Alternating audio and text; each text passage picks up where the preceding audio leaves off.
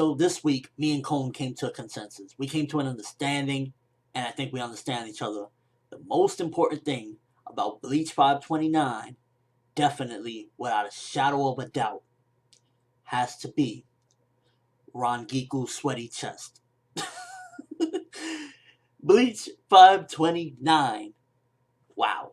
So, for starters, we get the revelation that basically Isshin, he's from the Shiba clan, and he was the 10th division captain.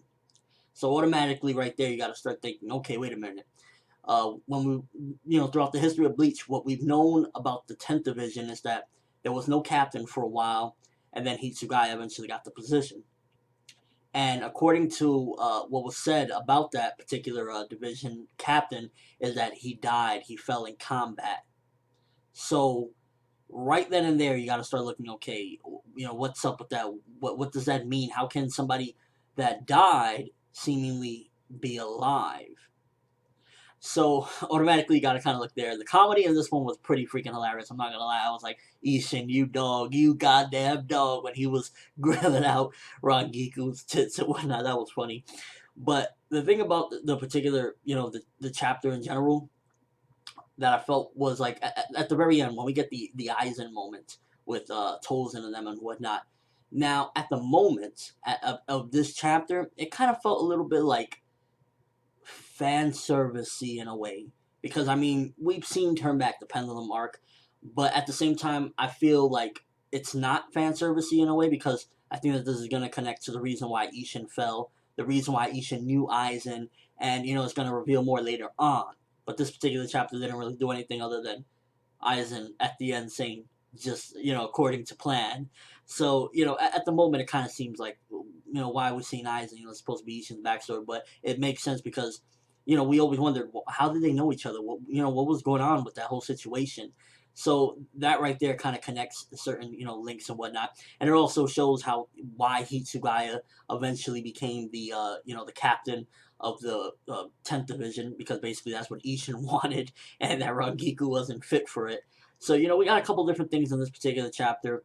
I also look at it, though, in an aspect of, and forgive me, because, it's hard to really differentiate what was filler and what was not with Bleach, because, there's a lot of Bleach. But a couple of times, I'm sure, Hitsugaya and Rangiku have been at the very least Ichigo's room in his house. And you telling me never once were they like, what is Captain Shiba doing here? What's going on? They never once felt his Reiatsu or anything, because he got his Reiatsu back over time from whatever happened, which again has probably something to do with him using the final Getsuga Tensho against whatever foe he had and losing all his powers. I'm sure that's what happened. So, that's a little bit weird. Did Kubo not think this all the way through when exactly, like, he had this planned out, I'm sure, at the very least we can say, towards when he met up with Aizen and, he knew Aizen, he was aware of him. So at the very least, I want to say he had this planned out from then on. But he might have not thought this all the way through, because, like, wouldn't they have known, hey, Captain Shiba's there, or, what's up with that? To their knowledge, do they think that Captain Shiba's dead? And why hasn't this ever been addressed prior to this, when, a lot of people have been around him? We never even got the damn name until until this chapter. So there's a lot of things that kind of can be like, oh, is this a plot hole? And it kind of does seem like it can be a plot hole, or just, not thinking things all the way through. So we got to wait and see for that. But overall, the chapter, I think that it definitely added a lot of suspense. Can't wait to see where this is going to go. I have a strong feeling based on that chapter that maybe Aizen, like with his holification stuff, had something to do with maybe creating a monster that Isshin couldn't, face and whatnot. I think that definitely, we're going to get a face-off pretty soon within the next couple chapters, with probably Isshin finding out what Aizen's doing. And the thing about it is, if, Soul Society takes Aizen's side there, and then they take his side again, like, if Isshin says, yo, what the hell, then there's something off about Soul Society as well. I just want to mention that. Now, also in this chapter, one of the important things was Nimaya Oetsu, when he's talking to Renji, and he's like that Ichigo needs to find his soul. I knew he wouldn't be able to do this. He needed to find his soul. Exactly what he meant by that. Now, Aizen said he knew about Ichigo before he was even born, and for a long time it's been like a troll meme. People have been like, oh, this is bullshit. But maybe what really happened was that Aizen had something to do with Ichigo's soul. Maybe Aizen basically had something to do along the lines with the pregnancy or the soul, where it went and whatnot. There's definitely something to do with that. And the whole troll meme of, I knew you since before you were born, where people were just going crazy like, this is bullshit. Now it's starting to make sense. Now things are adding up. It took a long ass time, very long, but now it's starting to add up and it's starting to make sense. I knew you before you was born. I had everything planned out. Everything is coming together now with Isshin's backstory, where he's colliding with Aizen. If Aizen doesn't have anything to do with this any further, I'm going to be disappointed, because it seems like a good setup and everything falls into place, but we just got to wait and see. Let me know what you think, though, as far as the whole thing.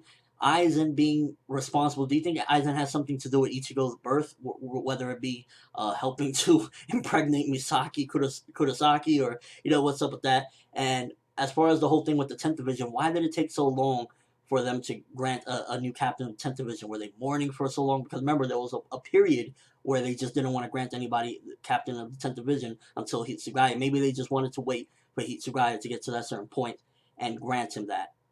That's just my thoughts, but definitely things is getting real suspenseful, and me personally, I think suspense always makes something interesting, and that definitely drove the chapter for me. It's like, oh shit, we got, he's from the Shiba clan. Oh shit, Aizen might have had something to do with Ichigo's birth. Now it's starting to make sense. The whole, I knew you before you was born. The 10th Division captain, everything is starting to add up, but at the same time, it's also leaving like maybe some plot holes loose. We gotta wait and see what, how's that gonna turn out. Maybe they lost a memory of him. Maybe he's just not the same person anymore. Maybe his soul changed. We just gotta wait and see, because how is he even human right now if he was, Shinigami? When they say that he died in combat, was something that Misaki Kurosaki did that turned him into a human? We gotta wait and see. But definitely got my interest. I give this chapter a good 4 out of 5. I think it really provided some suspense. It's starting to give us some of the pieces of the puzzle that we've been dying to, figure out for a while. So definitely did that. And also, it got Aizen at the end. So at the end of the day, you got Aizen, you got some good stuff. But, the most important thing is Rangiku's tits. We established that. Thumbs up for Rangiku. Thumbs up for the craziness of the suspense of what's going on right now, because things is really looking sharp, and I'm loving the way this is going. This is a flashback I want to see. I'm not the biggest fan of flashbacks, but this is the flashback I think we all wanted to see. ForneverWorld, and as always, people, have an awesome day.